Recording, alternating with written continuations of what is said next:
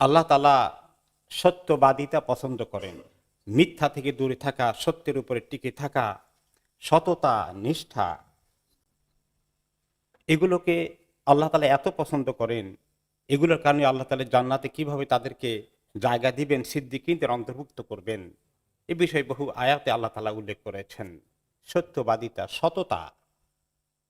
আজকে মুসলিম উম্মার অবস্থা হচ্ছে, কোনো ব্যবসা বাণিজ্য লেনদেন, কোনো ধরনের ট্রানজেকশন, কোনো ধরনের চুক্তি কিছু করতে গেলেই প্রশ্ন আসে একটাই, সততা আছে কিনা, এই লোকটা 2 নম্বর না 1 নম্বর।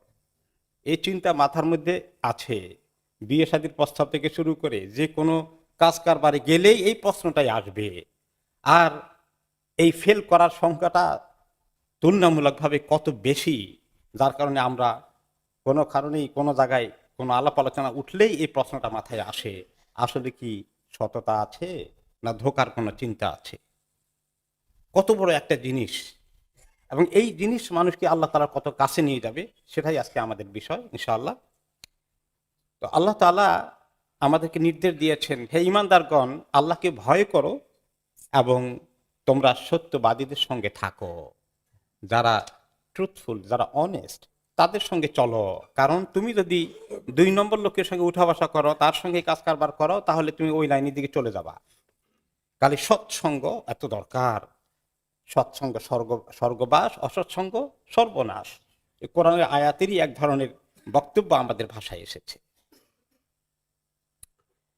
এই সততা, সত্যবাদিতা কয়েকটি দিক আছে।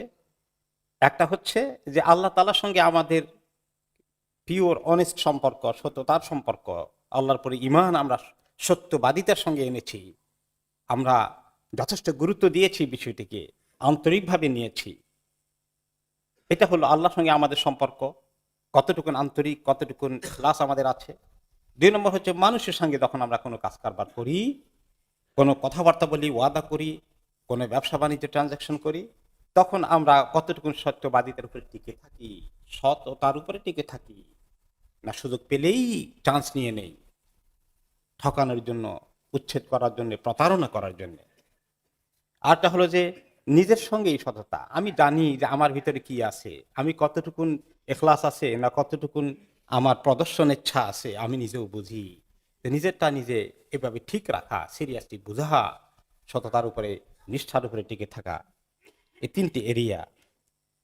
আল্লাহ তাআলা এই সততার ভিত্তিতেই মানুষ মুমিন না মুনাফিক তার পরিচয় হবে।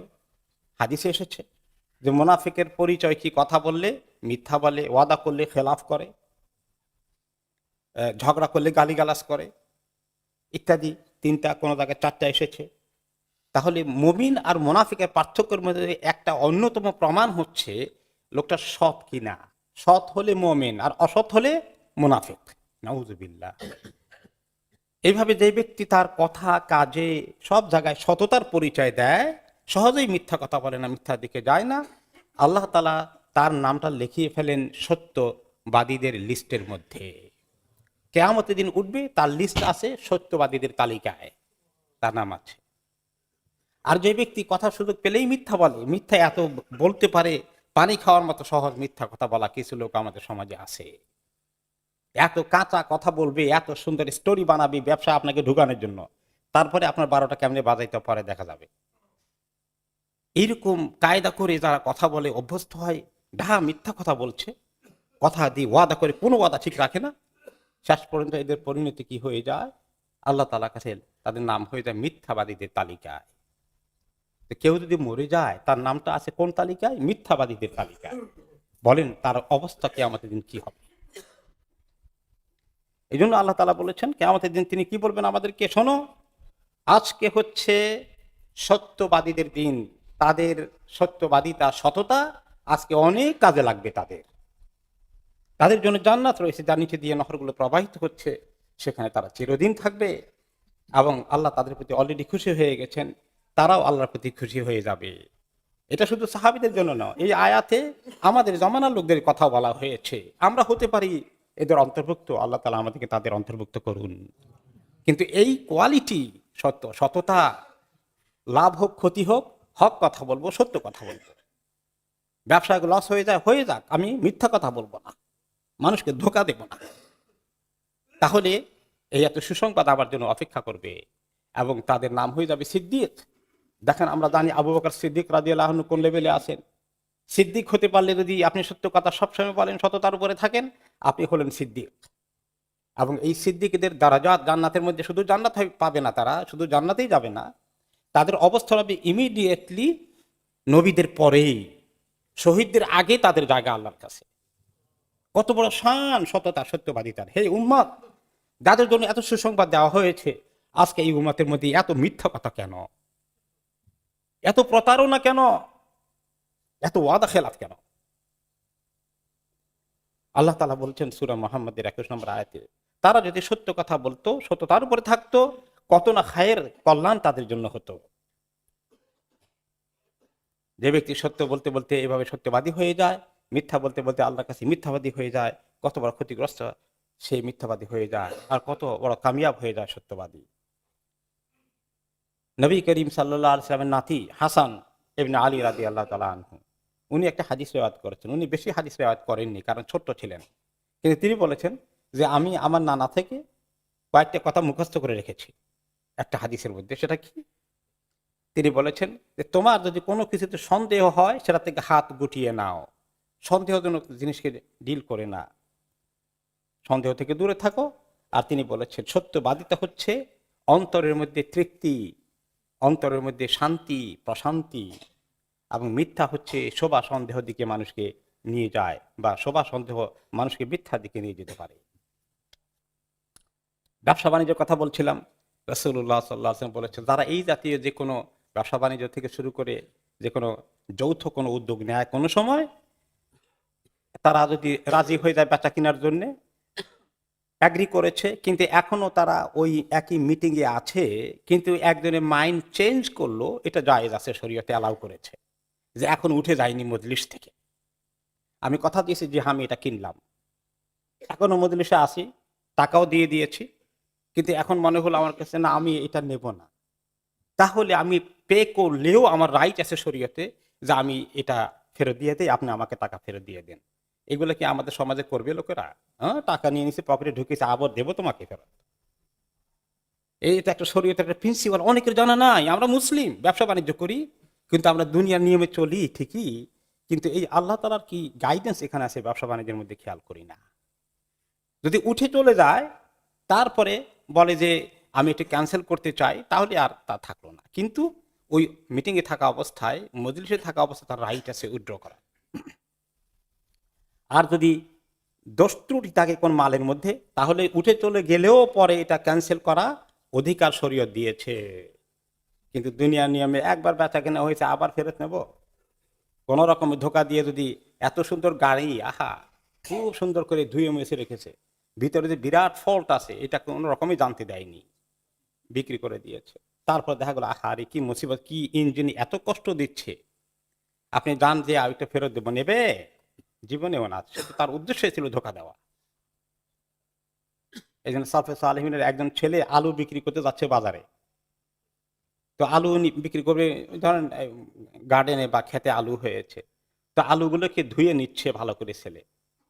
তো বাবা বলে, বাবা আলু ধোয়ার দরকার কি, এটা তো এমনিতেই ঠিক আছে। না বাবা, আলুর মধ্যে অনেকগুলো ধুলা বালু মাটি আছে, কিছু কিছু কিছু কিছু লেগে আছে, এখন আমি তো মাটি বিক্রি করতে যাচ্ছি না, আলু বিক্রি করতে যাচ্ছি, কাজে আমি ধুয়ে নিয়ে যাই। সুবহানাল্লাহ! এরাই আল্লাহ তাআলার ওলি হওয়ার উপযুক্ত, এরাই সিদ্দীকিন হওয়ার উপযুক্ত। তখন পিতা ছেলের জন্য দোয়া করে, আহা কি সুন্দর ছেলে আল্লাহ আমাকে দিয়েছে। এই ব্যবসা বাণিজ্যের মধ্যে কিন্তু কেউ যদি ধোঁকা প্রতারণা দেয়, যে ধোঁকা প্রতারণা দিয়ে বিক্রি করে অনেক লাভ করে ফেললো, গাড়ি বিক্রি করে দিল, পচা গাড়ি অনেক দাম দিয়ে, খুব খুশি, আহ দিছি, আমার মোটামুটি পকেটে টাকা এসে গেছে, হাদিসে তিনি বলছে তার কোনো বরকত হবে না, কোনো বরকত পাবে না সে এই ধোঁকার বিক্রির মধ্যে। সততা নাই, সত্যবাদিতা ছিল না। এই জন্য রাসূলুল্লাহ সাল্লাল্লাহু আলাইহি ওয়াসাল্লাম একটি হাদিসে বলেছেন যে 4টি জিনিস যদি তোমার মধ্যে থাকে, তাহলে দুনিয়ার কোনটা পেলা না, কোনটা হারালা, কোনো আফসোসের দরকার নাই। এই 4টি জিনিস তোমার জন্য সবচেয়ে বড় নিয়ামত। তুমি আমানতের হেফাজত করতে পারো, তুমি কথা বলে সত্য বলো, এবং তোমার আখলাক চরিত্রটা সুন্দর, পাক পবিত্রতা আছে, আর তোমার খাবার দাবারটা হালাল আছে, এই 4টি জিনিস হয়ে গেলে তোমার কোনো চিন্তা নাই আর দুনিয়ার কি পেলা কি পেলা না। একটি এক্সাম্পল দিয়ে শেষ করি। বেশার আল হাফি রাহিমাহুল্লাহ বড় একজন বুজুর্গ এবং বড় সালফে সালিহিনের একজন বড় আলিম পর্যায়ের লোক ছিলেন। তিনি যৌবন বয়সে খুব দিনদার ছিলেন না, ফুর্তি আমাদের মধ্যে ব্যস্ত ছিলেন, মদ খাচ্ছেন, বসে বসে গান বাজনা চলতেছে, গল্প গুজব বন্ধুদের সঙ্গে। পাশে দিয়ে এক লোক রাস্তা দিয়ে হেঁটে যাচ্ছিলেন, ঘরের থেকে আওয়াজ আসলো, দরজা নক করলেন, তো একটা বাঁধি বের হয়ে আসলো, বালিকা ছোট, যে এই ঘরের মালিক যিনি, উনি কি কৃতদাস, উনি কি গোলাম না স্বাধীন? তার মানে আগে যেমন কৃতদাস পাওয়া যেত, এরকম কিছু কৃতদাস না স্বাধীন? তো মহিলা বলল যে উনি কৃতদাস না, উনি স্বাধীন। বলে ও, এই জন্যই তো এত আমোদ ফুর্তি, স্বাধীন, নিজেকে গোলাম মনে করছে না, আল্লাহর দাস মনে করছে না। এই কথা বলে তিনি চলে গেলেন। আর এই কথা কানে আসছিল বেশার আল হাফির। কিছুক্ষণ পরে তার হুঁশ হলো যে একটা লোক আসলে এই কথাগুলো বললো, যে অর্থ কি আমাকে জানতে হবে। দৌড়ে মেয়েকে জিজ্ঞেস করলেন কে আসছিল, অমুক আসছে, ওই একটা লোক আসছিল, কোন দিকে গেছে লোকটা, বলা বলা কোন দিকে গেছে, ও ওইদিকে গেছে। তখন লোকটা ইতিমধ্যে অনেক দূর চলে গেছেন, আর সে তার ভিতরে এমন চেতনা এসেছে, জুতা টুতা ছাড়া খালি পায়ে দৌড় দিয়েছে তার পিছনে, দৌড় দিয়েছে তার পিছনে, গিয়ে ওই লোকটাকে ধরেছেন ওখানে। তিনি একজন নেককার ব্যক্তি ছিলেন আসলে, যে আপনি আসছিলেন আমার ঘরে নক করে, কিছু কথা বলেছেন? হ্যাঁ আমি। কি বলেছিলেন আমাকে আবার একটু বলবেন? যে এই ঘরের যিনি, জিজ্ঞেস করেছিলাম স্বাধীন মানুষ না গোলাম, বলল যে স্বাধীন। ও, এই জন্য নিজেকে স্বাধীন মনে করে বিধায় এত আমোদ ফুর্তি করে। তুমি কি আল্লাহর গোলাম না, ভুলে গিয়েছ?